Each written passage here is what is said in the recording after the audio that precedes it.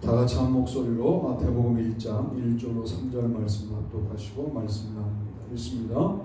아브라함과 다윗의 자손 예수 그리스도의 계보라. 아브라함이 이삭을 낳고 이삭은 야곱을 낳고 야곱은 유다와 그의 형제들을 낳고 유다는 다말에게서 베레스와 세라를 낳고 베레스는 헤스론을 낳고 헤스론은 나를 낳고. 아멘. 성탄의 역사와 우리의 실천. 성탄이 뭐하는 날이냐, 우리가 어떻게 살아야 되는 날이냐, 이렇게 고민하셔야 돼요. 다른 종교라 좀 미안하지만 4월 초파일이 성탄절을 이길 수는 없을 것 같아요. 왜냐하면 전 세계적인 절기여서. 그러나 세상 사람들이 즐기는 정도의 즐거움으로 성탄을 보낸다면 우리도 별반 우수한 그리스도인은 아니다. 성탄이 어떤 역사가 일어나는 절기인지를 알고 우리도 그 역사에 동참하자 하는 말씀을 드리려고 합니다. 목사들이 늘 이 절기가 되고 고민스럽죠. 맨날 목자 등장하고 동방박사 등장하고 하는 거거든요. 그걸 가지고 십수년을 계속 똑같은 소리를 할 수도 없고, 병실에 누워있는데 이번 주일 설교로 갈 수 있을까? 그런데 갑자기 이 말씀을 딱 주시길래 갈 수 있겠다. 저는 응답을 말씀을 주시는 걸로 봤거든요. 네. 제가 여러분들을 놓고 기도할 때 말씀을 주시지 않은 적이 단 한 번도 없다.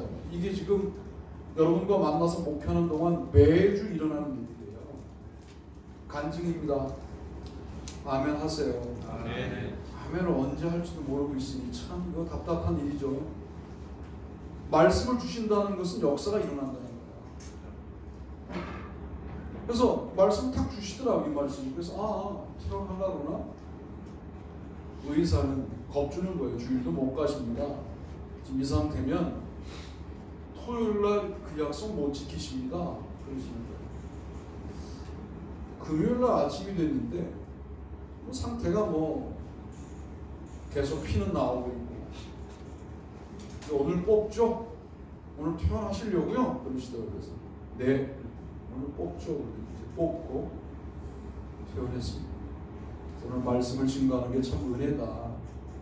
여러분들은 늘 등장되는 목사가 보이니까 아이고 또 설교하나 보다 그러시겠지만, 오늘 말씀 저에게는 은혜다, 그런 생각을 합니다.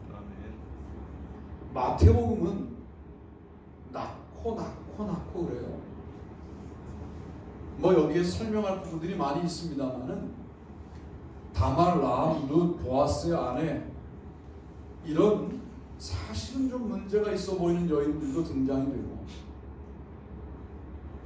예수님만 마리아에게서 나으니라 이렇게 기록되어 있어요. 유대의 정확한 탄생은 남자가 낳는다 이렇게 표현하거든요. 남성 우월적인 문화 가운데 있었으니까. 근데 예수님만 마리아에게서 나았다 이렇게 표현합니다. 유대인들이 볼 때는 정통적인 계보에서 태어난 분이 아니다라고 하는 생각을 할 수도 있는 소개였던 거죠. 정확하게 말하면 요셉은 예수를 낳으니라 이래야 맞는 거죠.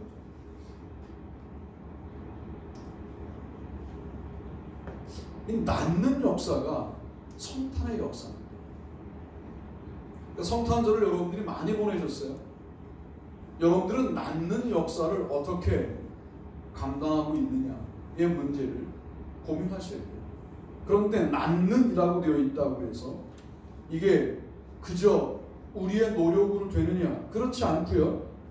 1장 22절을 다 같이 한번 읽어봅시다. 1장 22절 읽습니다. 시작. 이 모든 일이 된 것은 주께서 선전하신 말씀을 이루려 하시니 이르시되. 이게 족보를 결론 지으면서 하시는 말씀입니다. 이 모든 일이 일어난 것은 선지자로 예언하고 주님이 주신 말씀이 이루어진 것이다. 하나님이 이루신다. 문제는 살아있어야 나올 수 있잖아요. 여러분들이 죽어있으면 생명을 낳을 수가 없는데 살아있어야 생명을 낳을 수 있잖아요. 살아 계셔요. 예? 그리고요, 살아있는 것이 뭐 대단한 일을 하면 살아있어라 이렇게 말씀드리는 게 아니에요. 그냥 목숨이 붙어 있으시라. 영적으로 그렇습니다. 그러니까 오늘도 똑같은 범죄를 저지르더라도 일상 속에 뛰어들어갈 때만큼은 하나님의 놀라운 사랑을 의지하고 뛰어들어가. 실패해도 괜찮아요. 실패하고 넘어지는 게 살아있음의 증거잖아요. 근데 어떤 실패도 없어요. 어떤 성공도 없어요. 살아있지만 마치 제가 병실에 누워있듯 링거를 꽂고 누워있어요. 물론 그것도 살아있는 거지만 그렇게 살아있어서는 생명을 낳을 수는 없는 거 아니에요. 생존한 상태가 생명을 낳는 것이 아니라 생명의 상태가 생명을 낳는 것 아니에요. 여러분, 성탄 절기는 그래서 낳는 걸 고민하는 그런 절기여야합니다. 여러분의 가정에는 또 어떤 생명의 역사가 나아야 아름답게 진행될 수 있을까를 생각하셔야 됩니다. 그래서 매우 생산적인 종교가 기독교라는 말씀을 드리고 싶은 거예요. 생명의 종교예요. 종교란 말이 기분 나빠요. 생명의 공동체예요. 생명의 말씀이에요. 일개 종교가 아니에요. 여러분, 모든 종교가 종말론을 말할 것 같죠? 그들이 말하는 종말론하고 우리가 말하는 종말론이 달라요. 그들은 이렇게 말하죠. 후천개벽, 그래서 다시 이 땅에 새로운 세상이 온다는 거거든요. 그러나 우리는 새 예루살렘, 그래서 이 땅에서 경험하는데 이 땅에 있는 새 예루살렘이 2350km 보이지 않아요. 보이지만 볼 수 없어요. 보이지만 볼 수 없어요. 왜? 하늘에서 내려온 성이 이 땅에 있는 것이고 거기서 우리가 살아가는 건데 결국 우리는 하늘과 땅이 동시에 연결된 종말론을 갖고 있어요. 이런 종교는 기독교밖에 없습니다. 놀랍죠? 여러분, 성경을 인간이 가짜로 썼다고 하더라도 이런 식의 보도들은요 너무 놀라운 거예요. 대단한 천재가 썼다라고 말할 수밖에 없는, 거의 유일한 종교학적으로 따져도 종말론에 있어서 매우 독특한 개념을 갖고 있는 기독교가 우리가 믿고 있는 종교인 거예요. 종교란 말이 기분 나쁘지만 쓰게 됩니다. 여러분, 그러니 뭐 어찌됐든 시집을 와서 기독교인이 됐든 아버지가 기독교인에서 기독교인이 됐든 친구 때문에 기독교인이 됐든 이게 얼마나 큰 복이에요. 지난주부터 말씀을 드렸어요. 제가 잘 보시라고요. 세계의 모든 갈등을 통합하고 조율하고 이끌어가는 역사가 이제 어떻게 진행되는지를 잘 보세요. 말씀을 깊이 있게 의지하고 말씀을 무슨 사상 편향적으로 읽지 아니하고 말씀으로 읽는 사람들이 세상의 역사를 써나가는 이 계획이 이 마지막 때에 우리에게 주어져 있는 과제이고 또 세계 그리스도인들에게 주어져 있는 과제인데 그 과제를 지금 눈치채고 있는 사람들이 생겨나고 있다 하는 말씀을 드리고 싶어요. 히브리 대학에서 박사학위를 잠언으로 끝내고 목회를 학교에서 교수를 하려고 했는데 그게 여의치 않아서 목회를 시작하셨는데 장로님들이 말도 안 되는 지적을 하시자 아예 목사를 다 포기했어요. 교회를 그만둔 게 아니라 목사를 포기했어요. 그리고 말씀만 연구하는 선배님께서 좀 과격하시죠. 네. 근데 그분이 말씀을 몰라서 하신 말씀을 읽고 계신 게 아니에요. 그분은 히브리어를 일상 언어로 하시는 분이에요. 그런 분이 다시 말씀을 읽고 있어요. 그 말씀을 읽는 모임에 몇 명이 붙어가지고 학교에서 쫓겨난 교수들이 붙어서 같이 말씀을 읽는데 저도 동참하려고. 여러분, 그것밖에 없습니다. 앞으로 기독교가 사는 방법은 오늘 마태복음 1장 2절부터 말하는 낙호의 역사가 기독교에 소개되어 있는 것처럼 여기서부터 출발하지 않으면 그 어떤 것도 남지 않는 껍데기만 남는 그런 종교가 되어버리고 말 거예요. 여러분, 주님께서 여러분이 살아있으면 말씀을 이루시는 도구로 쓰신다는 이 말씀을 의지하시고 낳는 역사에 동참하시게 되기를 주님의 이름으로 축복합니다. 아멘. 두 번째 읽어보시죠. 시작. 되는 역사, 말씀이 육신이 되어 우리 가운데 거하시니 우리가 그의 영광을 보니 아버지의 독생자의 영광이요 은혜와 진리가 충만하더라. 아멘. 이게 낳는 거하고 하나님이 우리가 되는 거하고 조금 다른 거예요. 요한복음은 성탄 보도가 없는 그런 복음서입니다. 누가복음과 마태복음에서만 성탄 보도가 있는데 요한복음에서는 성탄 보도라고 말할 수 있는 유일한 본문이 1장 14절밖에 없잖아요. 그것은 되는 역사예요. 내가 너가 되는 역사. 지금 뭐 너니 내니 뭐 네가 무슨 뭐 남편이니 네가 부인이니 그러고 있지만 둘 중에 하나가 아파봐요. 그때 알게 돼요. 아, 부인밖에 없구나. 다른 성도들 뭐 아무리 무슨 제가 감리사라고 좋아한다 그래도 여러분만 하겠어요? 그러니까 목사가 아프니까 뭐 교인들이 걱정하고 아주 못된 목사죠. 그런 걱정을 시켰으니까 그게 되는 역사예요. 누군가의 아픔에 동참하고 누군가의 아픔에 공감하고 그의 아픔에 동참할 뿐만 아니라 하나가 되어 아파하는 이 되는 역사가 성탄에 우리가 묵상해야 될 역사입니다. 이게 안 된다면 기독교야말로 사실은 관념이죠. 멋있는 관념 체계예요. 그런데 이게 돼야 돼요. 손을 잡아서 하나가 되고 끌어안고 하나가 돼요. 거룩한 입맞춤으로 서로 무난하고 주님 앞에 영광 돌려야 돼요. 말씀을 문자적으로 해석하면 지금도 거룩한 입맞춤으로 입맞춤해야 돼요. 이것은 그런 마음으로 인사하라고 하는 말씀으로 이해해야 합니다. 그러니까 여러분 되는 역사를 써나가는 우리가 되어야 하겠다 하는 말씀을 드리고 싶어요. 이것도 내가 뭐가 되겠다라고 마음 먹으면 되냐 말이에요. 내가 마음을 내어 너와 함께 하나가 되겠다 하면 되냐고요. 안 됩니다. 될 수가 없습니다. 그러므로 주님이 되도록 우리를 인도하셔야 된다라고 여기셔야 해요. 말씀이 육신이 되었다. 물론 이 번역에는 좀 문제가 있습니다. 어쨌든 이게 하나님이 인간이 되셨다는 표현입니다. 이게 성탄이죠.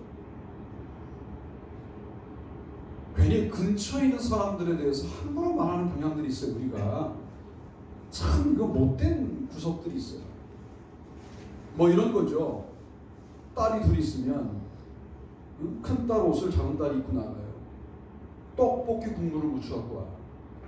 그럼 큰 딸이 이렇게 말해요. 나가 죽으라고. 여러분 그렇게 말한 대로 정말 동생이 죽었다고 해보세요. 그러면 대단히 또 슬퍼요. 이게 다 왜곡된 감정들이거든요. 왜 가짜로 사세요? 이게 가짜로 살고 있는 거예요. 지금 그 옷 하나 때문에 나가 죽으라고 말하는 것이 가짜 감정이라고. 진짜 감정은 뭐냐면 나가 죽은 동생 때문에 울 수밖에 없는 게 진짜 감정이에요. 그러니까 인생을 진짜로 살아야 되는데 잘난 척하지만 가짜로 사는 거예요.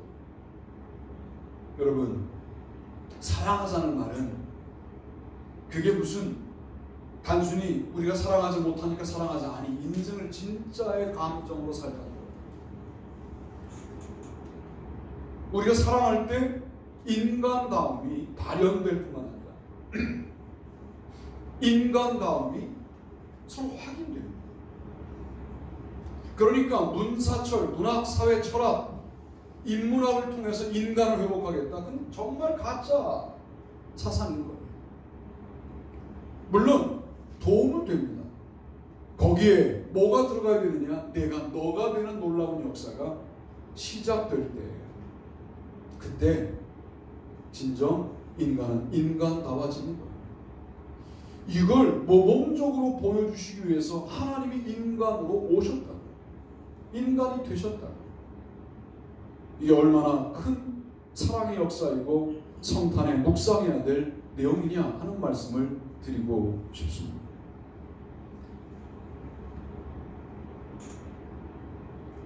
이게 교회가 뭐냐면요 이런 거예요. 내가 너를 사랑하는데 또 너도 나를 사랑하는데 이 사랑이 서로 여러 가지로 중첩되기 시작하는 거예요. 근데 누가 더 친하고 덜 친하고 여러분 이런 것 자체가 문제가 심각한 거예요.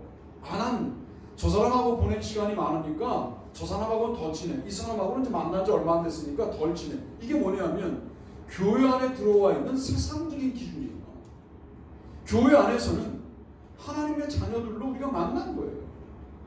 그러니 세상에서 오래 만난 것이 영향력을 발휘할 수 없어야 교회인 건데 그게 그대로 발휘되는 것에 대하여 우리가 고민하지 않아요. 교회는 세상과 다른, 세상 속에 있지만 세상과 다른 원칙이 지배해야 되는데 그게 그리스도의 사랑이다. 그 사랑이 지금 성탄에 되는 역사, 하나님이 인간이 되는 역사로 우리에게 이미 주어졌다. 인생을 각자 산다고요? 그러다가 자식이, 그러다가 남편이 어떤 위기의 상황에 처하면 너의 위기니까 네가 해결하라 이렇게 안 되잖아요. 그러니까 각자 알아서 살자는 말은 사실은 아름다운 기준은 아닌 것 같아요. 그러니 말씀이 육신이 되는 이 역사가 우리의 모든 삶의 영역에 적용되어야 합니다. 그러니까 제가 자녀가 아파 보니까 아픈 자녀를 가진 부모들하고 얼마나 이 동일시가 잘 되는지요. 그 이전까지의 사역과 자녀가 아픈 다음의 사역이 완전히 달라지더라고요. 그런 거거든요. 나의 삶에도 내가 늘 그렇게 잘 말하고 있는 대단한 가치 있는 말씀이 나의 삶을 통하여 그대로 살아서 역사하여 누군가에게 되는 그 역사를, 성육신적 역사들을 우리가 써나가야 되는데 이 또한 주님이 역사하실 때 된다 라고 말씀을 드릴 수 있어요. 말씀이 육신이 되어 우리 가운데 거하신다. 우리 가운데 거하신다 할 때 그 거하신다는 표현이 장막을 짓고 사신다는 표현이에요. 그러니 말씀이 육신이 되는 이 역사를 우리가 어떻게 실천해야 되느냐? 우리의 일상에 만나는 사람들에게서 무언가 아름다운 역사를 전달하는, 그들의 입장이 되는, 그들의 입장이 되어 그들에게 끌려가는 게 아니라 그들을 우리에게로 인도하는 그런 역사들을 여러분 써나가셔야 되는 분들이죠. 어디 가서 그리스도인이라고 말도 못해. 대학에서 교회 다니는 사람 그러면 손을 들면 왕따가 될까봐 손을 못 드는 분위기가 오늘날 기독교의 분위기.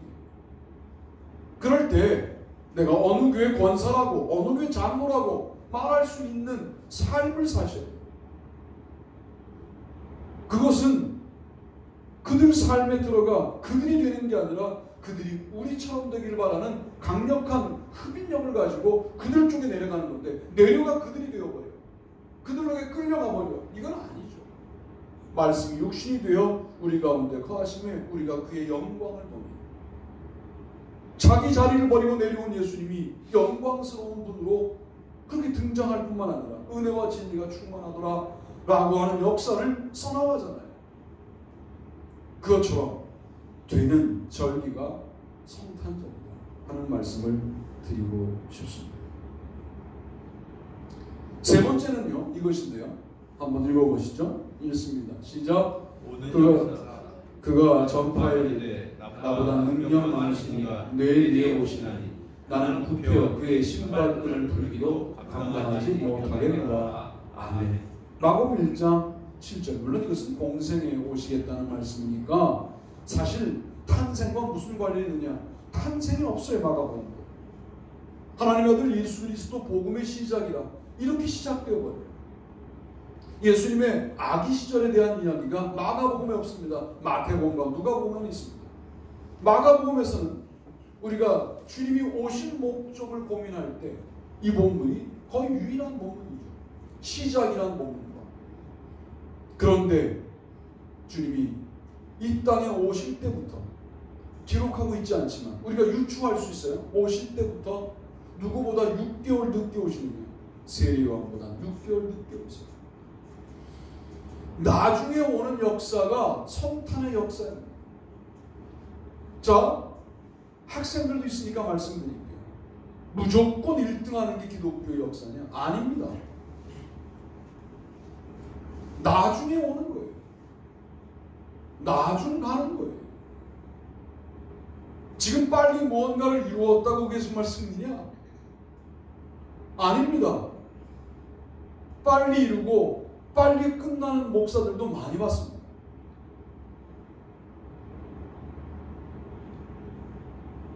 제가 아는 목사 중에는 사모님입니다. 사실은 은퇴 이후에 보장이 되는 교회였는데도 불구하고 욕심을 낸 거죠. 신소재 이런 거 사기꾼에게 투자를 하셨어요. 사모님이. 근데 너무 좋은 투자라고 막 교인들도 여러 명 데리고 와서 투자를 시켰어요. 교인들이 더 좋다 그러니까 교인들 돈도 더 빌려서 사모님 투자했어요. 사기였어요. 어떻게 해요? 일찍 잘 되었는데 옮겨야죠. 어떤 목사님은 말씀 중심의 분이신데 사모님은 자꾸만 막 금가루 떨어진다고 하고 이렇게 손바닥에 금가루 떨어진다고 하고 막 사람들이 쓰러뜨리고 속회에 가서 매번 쫓겨다녔어요.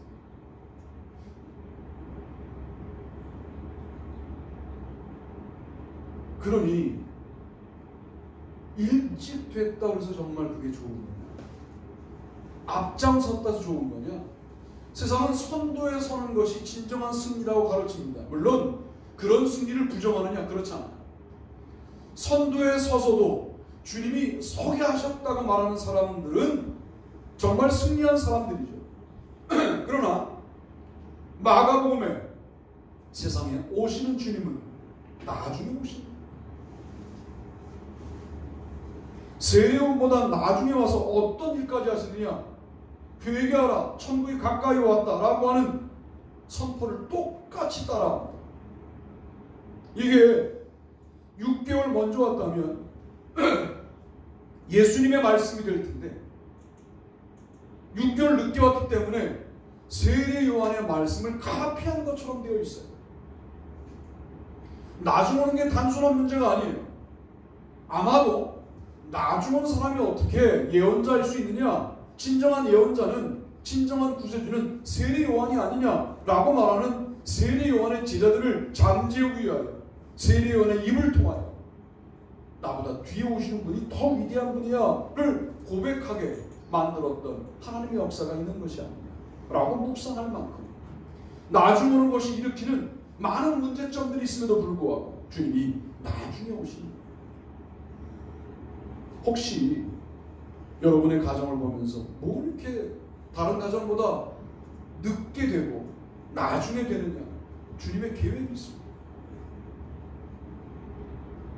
그들의 순서가 있고 우리의 순서가 있어요.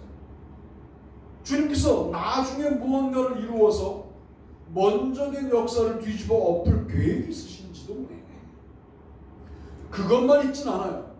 나중에 이루셔서 나중에 이룬 것으로 또 나중에 할 일들을 감당하게 할 수도 있어요.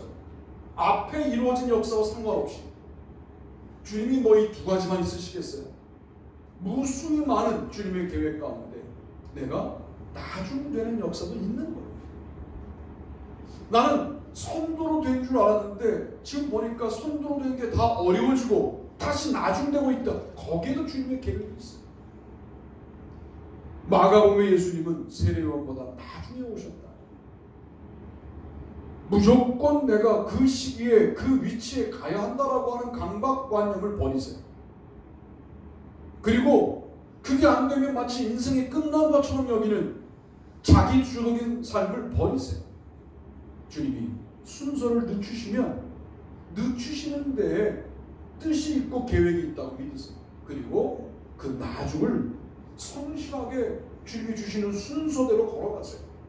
그러면 성탄의 역사를 다시 쓰는 성도가 되시지 않겠느냐 하는 말씀을 드리고 싶은 겁니다. 뭐 사실은 어려울 때 우리가 교회를 하고 있고 또 어려울 때 우리가 신앙생활을 하고 있습니다.